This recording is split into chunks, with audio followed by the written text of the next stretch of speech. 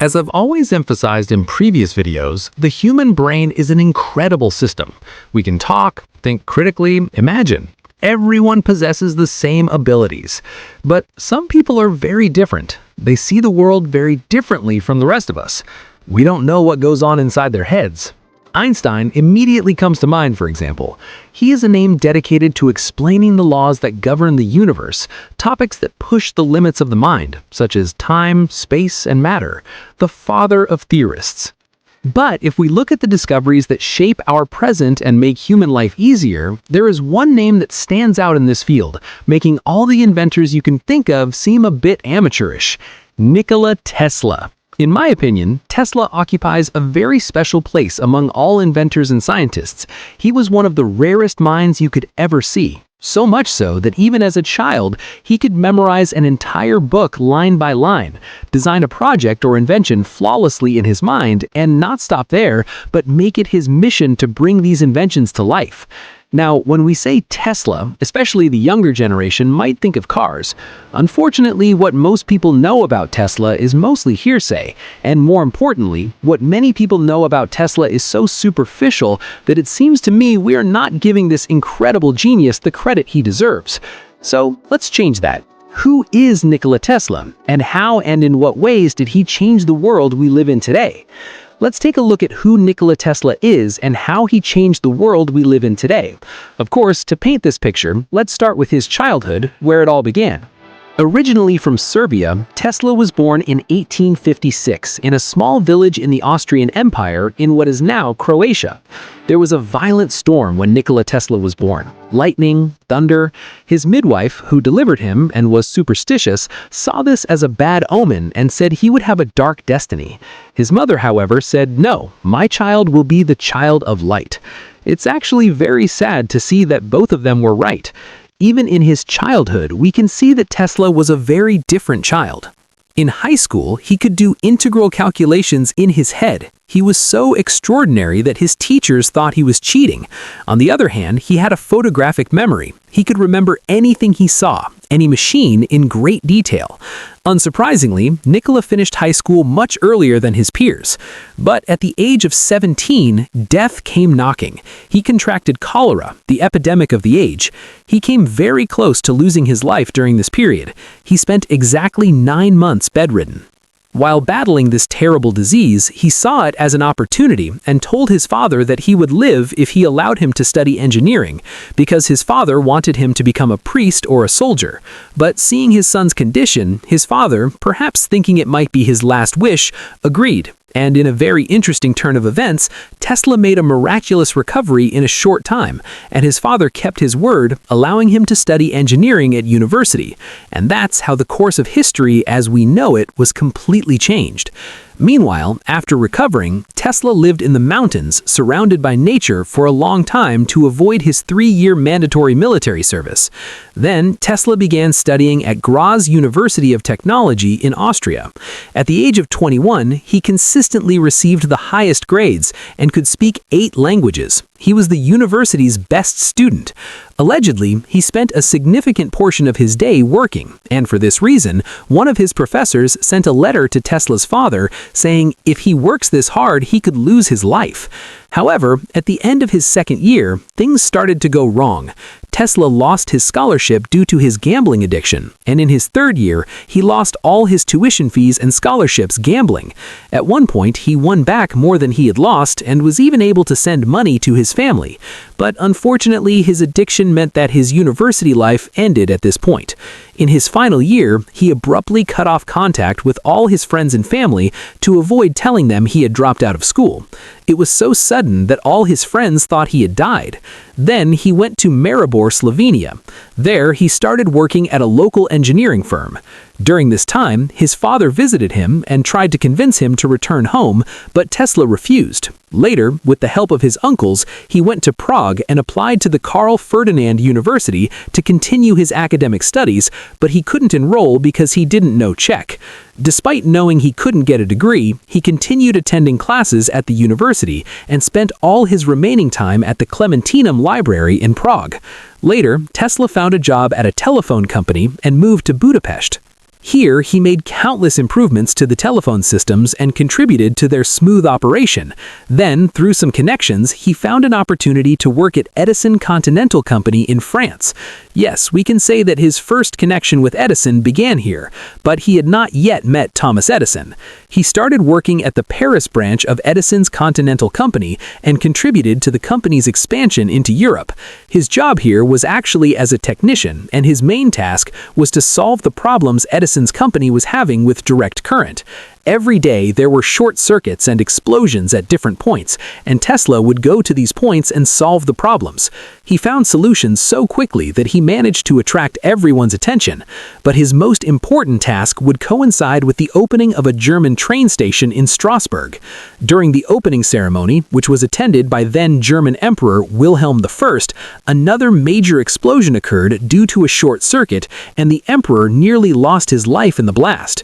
Tesla is sent here to solve the problem, of course. He solves the problem here permanently, but he also begins to firmly believe that direct current is no longer useful, that a new solution must be found, and that investment must be made in alternating current. Therefore, as a first step, in 1885, Tesla tells Edison that he can redesign his constantly failing, short-circuiting, and exploding direct current motors and generators. Edison actually likes this idea and tells him that if he can solve this problem, he will give him $1 million in today's money. Tesla immediately got to work and quickly found a solution to prevent these motors from exploding or short-circuiting again. To do this, he simplified their very complex designs and made them more reliable. In fact, this design was so good that it is still used today, from household appliances to water pumps and even today's Tesla cars. Tesla completed the job and naturally asked Edison for his money. Edison, however, responded with a laugh. "Mr. Tesla, you still don't understand the American sense of humor." This was Edison's first deception of Tesla. A huge disappointment. While these events were unfolding, the world was on the brink of a revolution. The electric revolution was about to happen. Electricity was about to change the world from the ground up, and an investment frenzy had begun, much like the dot-com bubble of the 90s. Companies worth billions of dollars suddenly emerged, and the American economy experienced an incredible economic leap that continues to this day. The reason for this was the contribution electricity made to production, home technology, and the overall increase in productivity in the workplace. Life has become so simple. Now we can't really understand what kind of revolution or change we're talking about, because we, our fathers and their fathers, were born with electricity. Imagine if it didn't exist. Or, if you're a bit older like me, remember life without the internet. Try to explain to today's children what it was like without the internet. No matter what you do, they won't understand. At least, they won't understand what it was really like. Anyway, so after being cheated by Edison, Tesla became determined. He wanted to support this electric revolution with the more reliable alternating current. But this period would not be easy. He started working on construction sites and road excavations for $2 a day during that time. He himself describes this period as one of the most difficult times of his life. But eventually, his projects managed to catch the attention of one person, George Westinghouse, Edison's arch-rival, the founder of the Westinghouse Company and one of the key players in what we now know as the current wars, the greatest power struggle in history.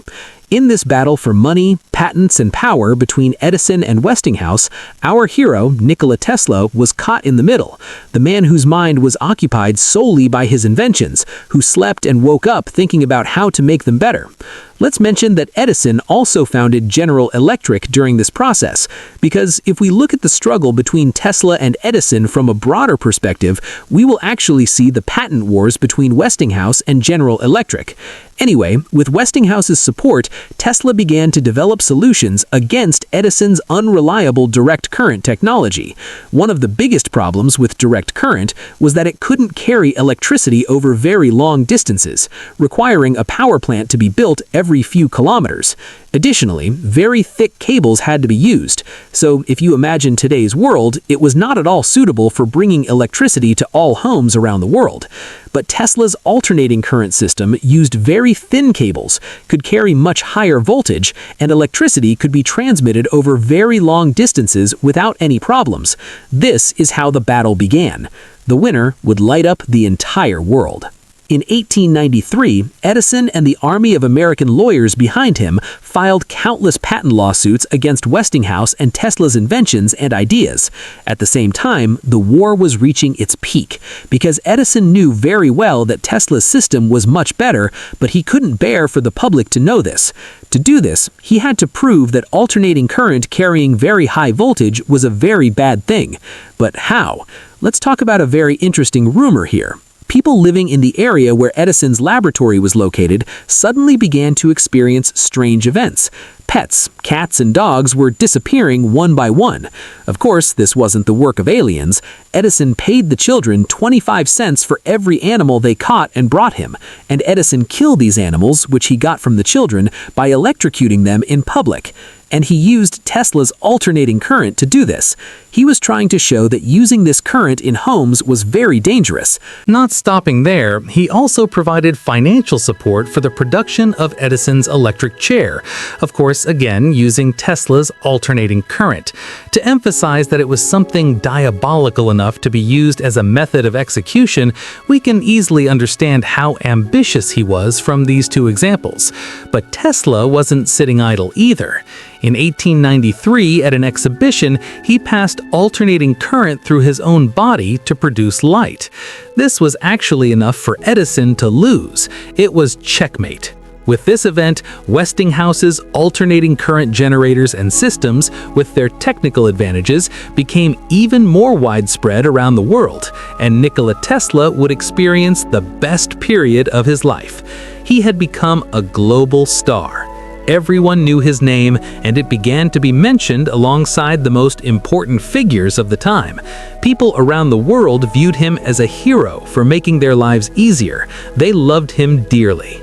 He had arrived in the country with only 4 cents in his pocket, and now he was a star. Thanks to his intelligence and perseverance, he had reached the pinnacle.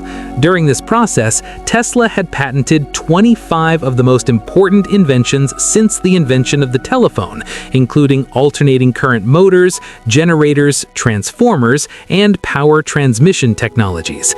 These inventions were so important that, as I mentioned earlier, they formed the basis of all the electrical devices we use in our homes today. Even this alone would have been enough to make Tesla legendary, but Tesla did not stop there. The inventions he came up with over the next few years would form the basis of all developments in the 20th century. For example, everyone thinks Guglielmo Marconi invented the radio. However, all of Marconi's work was based on Tesla's work. In 1893, Tesla theorized in one of his studies that information could be transmitted via radio waves, and in 1898, he controlled a boat remotely in front of a crowd. It was so extraordinary at the time that the crowd thought Tesla was performing magic, or that there was a small monkey inside the boat. However, after Marconi sent the first transatlantic radio message, he earned this title and became world famous. In a speech, Tesla said the following about Marconi: "Marconi is using 17 of my patents, but he's a good man. Let him continue his work." Now let's move on to another very important discovery: X-rays. Strange, isn't it? We all think it was Wilhelm Röntgen, but there's a strange story behind this too. In fact, it was Nikola Tesla himself who took the first X-ray film. Here, things are a little different. Röntgen and Tesla were conducting the same research at the same time, unaware of each other. In experiments using different tubes, Tesla succeeded in taking the first X-ray photograph a few weeks before Röntgen announced his discovery, which he named X-ray radiation. However, the photograph he took contained many irregularities, and therefore he had not yet reached a conclusion. A few weeks later, Röntgen announced his discovery to the world. If we are to mention Edison, he also tried this invention, and perhaps to obtain the patent himself, he tested these rays on an employee named Clarence Dully. Exposed to such harmful radiation, Dully first lost his arms and then died of cancer. Edison faced the risk of losing his eyesight. Here, we must also mention one of the darkest events in Tesla's life. In March 1895, a fire broke out in the building where Tesla's laboratory was located. All of Tesla's work up to that point, his inventions in the design phase, his models, all his notes, everything burned. Everything. $50,000 worth of materials went up in smoke. When a reporter from the New York Times later asked him how he felt, he said, "I feel terrible. I can't find the words to describe it." Let's move on to another invention, hydroelectric power plants. Tesla was also the first to design a hydroelectric power plant. He said that a plant built at Niagara Falls could meet the entire electricity needs of a large city. Of course, no one believed him, but he had thought about it and designed it when he was just a child. At a young age, he had racked his brains trying to figure out how to generate energy from moving water. And finally, with the power plant built at Niagara Falls, electricity was transmitted to New York, and a huge city was powered by electricity thanks to alternating current. Another interesting invention of his is the earthquake machine. It also has a very interesting story. While working on a vibration machine in his laboratory, Tesla noticed that when he synchronized the vibration of this machine with the natural vibration of the building also shook. He gradually increased the machine's power, and at one point, cracking sounds started coming from the building, and heavy machines in the laboratory started swaying from side to side. And when the plaster finally began to fall, he had to stop the machine by smashing it with a hammer. Screams are coming from the building. Everyone thinks it's an earthquake. A few minutes later, the police arrive at the building. The interesting thing here is that the machine that will bring the building to the point of collapse is almost as small as a tablet. He says that all forces synchronized with natural vibrations can be very dangerous, and that if a group of soldiers crossing a bridge in synchronized steps causes vibrations at the same time, the bridge could collapse. Now let's get to his most important project, a project that even today pushes the limits of the mind, and if successful, could make the world a very, very different place today, the Tesla Tower, also known as the Wardenclyffe Tower. What a story this is. The Tesla Tower essentially aimed to transmit electricity wirelessly to the entire world. Wireless power transmission to everyone and everywhere using the Earth's ionosphere. Wireless electricity. Scientists are still working today to realize this project. The sad part of the story is this. Tesla was seriously about to bring this project to life. The first tests had even been successful, but there were a few problems. J.P. Morgan was the project's financer, and when Tesla introduced the project, he himself had initially said that it would only transmit information over long distances. But you remember Marconi. After successfully transmitting a transatlantic message, J.P. Morgan withdrew all financial support for the project, stating that the tower was no longer needed. On the other hand, Tesla's projects, which were far ahead of their time, considered unrealistic by many, and more importantly, thought to have no or unpredictable financial returns, scared off investors who withdrew their support one by one. In 1905, with the expiration of many of Tesla's patents, including those for alternating current motors, generators, transformers, and power transmission technologies, construction of the tower stalled after significant progress had been made, and despite Tesla's various efforts, was never completed. Furthermore, the failure to complete this project, combined with the loss of much of his equipment, notes, and documents in a fire at his laboratory around the same time, and the resulting financial hardship, contributed significantly to Tesla's psychological breakdown. Had this project been successfully completed, it would have laid the foundation for Tesla's lesser-known projects, Tesla's death ray or particle ray. But due to misfortune, impossibilities, and miscalculations, and perhaps because Tesla was too far ahead of his time, it failed for the first time, and serious money was spent on this unfinished project. These failures, the burning of his laboratory, unfinished projects, on top of that, it is necessary necessary to mention Tesla's character and mental state. He truly dedicated himself to humanity. His only purpose was to improve human life, make it better, and increase the quality of life. Money really meant nothing to him.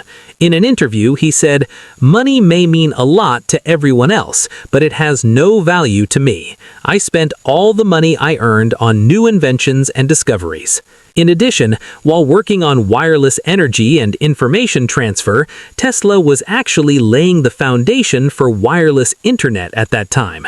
In one of his projects, he worked on collecting data gathered through this wireless communication network on a handheld device. This was actually the closest design to what we know today as cell phones. He conceived this in 1901. We can say that Tesla's mental health was not in the best state. Firstly, according to many sources, he had an obsessive personality and most likely suffered from insomnia or sleep issues. His friends said he slept no more than 2 hours a night. He spent all his remaining time solving problems and working on projects. We also know that he had a strange obsession with the number 3 and used exactly 18 napkins to wipe the table before starting dinner.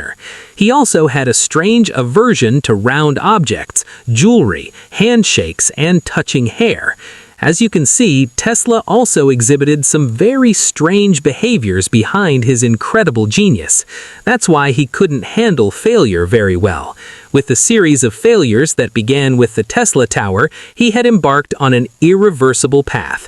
He had consumed zero again at the same speed that he had reached from the peak.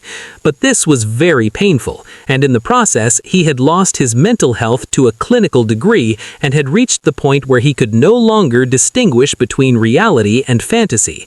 In an interview, he said, "I have been feeding thousands of pigeons for years, but one was different. There was a very interesting bond between us. You could even call it love. Every time it would come and find me among thousands of pigeons." One night, while I was working on problems again, it came to me and seemed like it was going to tell me something important. It told me it was going to die. I understood this. I looked into its eyes and light came out of them. This tells us what kind of state of mind he was in. Tesla signed 100 patented inventions and a total of 700 different inventions throughout his life. But he spent the last period of his life in room 3327 of the New Yorker hotel, so poor that he couldn't even pay for the room. The answer to the question of why this happened is actually simple. The Westingham company was in serious trouble during its battle with Edison, and it offered Tesla not to pay him until this trouble was over. Tesla accepted this and tore up all the contracts right then and there. The value of that agreement today is nearly $300 billion. When everyone else turned their backs on him, Westingham opened its doors to him and believed in him. Perhaps that was enough for Nikola Tesla, and how much he valued money can also be understood from this. Perhaps he saw that he had changed the world, and that was enough for him. I would like to give Edison his due without completely burying him.